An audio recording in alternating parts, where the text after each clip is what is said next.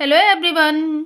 As you all know, we were doing rules and practice of subject verb agreement. We have completed many important rules and practiced many sentences as well.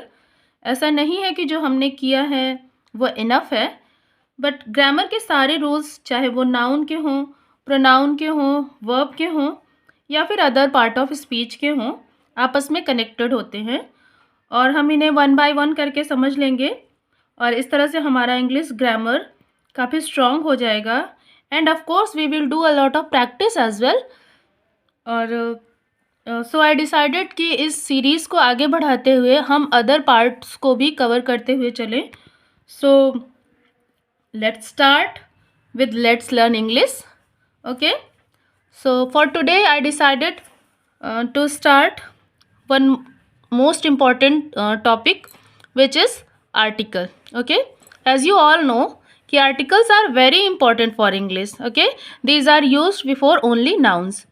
articles English के लिए बहुत ही ज़्यादा important हैं और इसको noun के just before use करते हैं और किसी भी अदर पार्ट ऑफ स्पीच के पहले या बाद में कभी भी यूज़ नहीं करते हैं, इसको जस्ट बिफोर नाउन यूज़ करते हैं। Okay, articles are number of a group of words called determiners. Articles जो हैं वो डिटर्मिनर फैमिली के मेंबर हैं और ये वास्तव में क्या है कि डिमॉन्स्ट्रेटिव एडजेक्टिव्स होते हैं। ओके, और some other determiners like my, your, this, that, these, those, some, any, etc. There are many determiners and articles are one of them and articles को हम यूज़ करते हैं हमारे नाउन को, हमारे वर्ड को एम्फेटिक बनाने के लिए, उनको स्पेसिफाई करने के लिए हम आर्टिकल्स को यूज़ करते हैं। ओके, तो there are two types of articles के दो तरह के होते हैं। First is indefinite articles and second is definite article. If we are talking about indefinite article, अगर हम indefinite articles की बात करते हैं तो इसमें दो होते हैं, एक तो a हो गया और एक हो गया हमारा an, जिसका मीनिंग होता है वन के सेंस में जाता है। ये इसकी बात अगर हम करते हैं तो ये वन के सेंस में जाता है। हम किसी एक ऑब्जेक्ट की बात करते हैं तो हम एन या फिर ए का यूज़ करते हैं। Okay, and if we are talking about the, अगर हम द की बात करेंगे तो it doesn't have any particular meaning. इसका कोई पर्टिकुलर मीनिंग नहीं होता है, बट ये वर्ड को स्पेसिफाई करने के लिए यूज़ होता है। Okay, so let's start indefinite articles. Okay, rule number first, a और an used according to sound.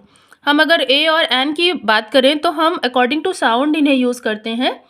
तो सबसे पहले देखते हैं एन का यूज़ हम कैसे करते हैं। An is used, rule number first, before a word beginning with the vowel sound as, an apple, an orange, an umbrella.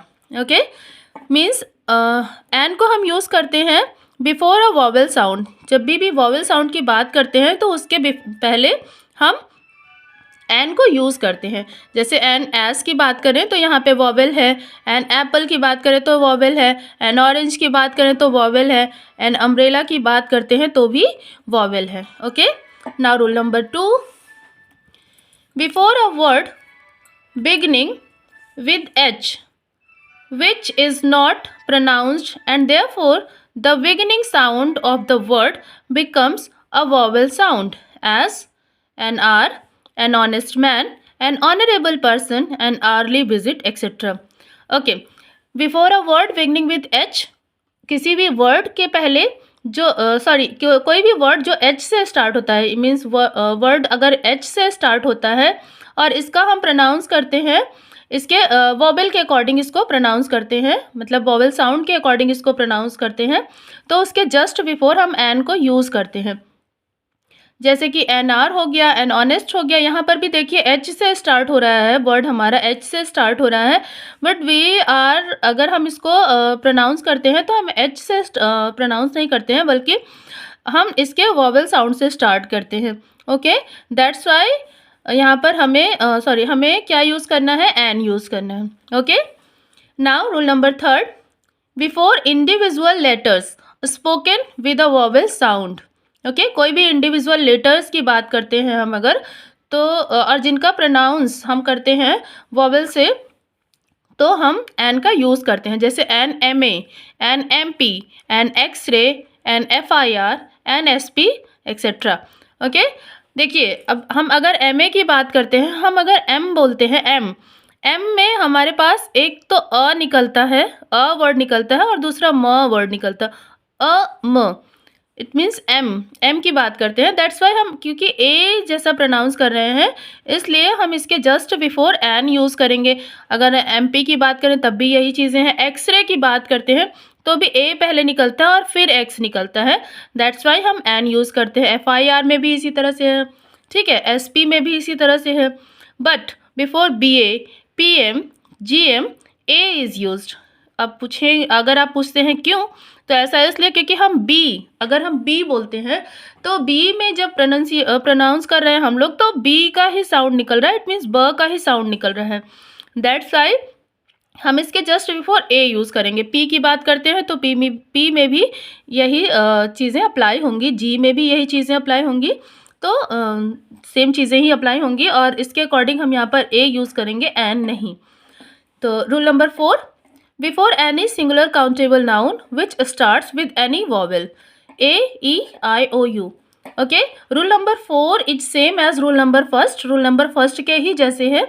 तो इसमें भी वही चीज़ें हैं, अगर हमारा जो वर्ड है वो वॉवेल साउंड से स्टार्ट हो रहा है, वॉवेल साउंड आप सबको पता है कि 5 होते हैं, ए ई आई ओ और यू। तो अगर कोई भी वर्ड जो ए ई आई ओ यू से स्टार्ट हो रहा है तो उसके जस्ट बिफोर हम एन वर्ड यूज़ करते हैं।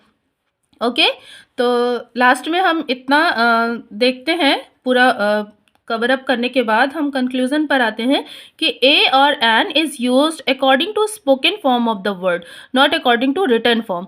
ओके, ए और एन को हम कैसे यूज़ करते हैं, हमारे स्पोकन फॉर्म के बेस पर यूज़ करते हैं, रिटन फॉर्म के बेस पे बिल्कुल भी नहीं यूज़ करते हैं।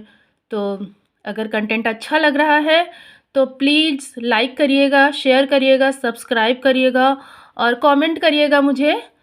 और अगर आप अपने दोस्तों के साथ शेयर करते हैं तो उन्हें भी चीज़ें समझ में आएंगी और आपको तो आएंगे ही। तो इसी बात के साथ जय हिंद और थैंक यू।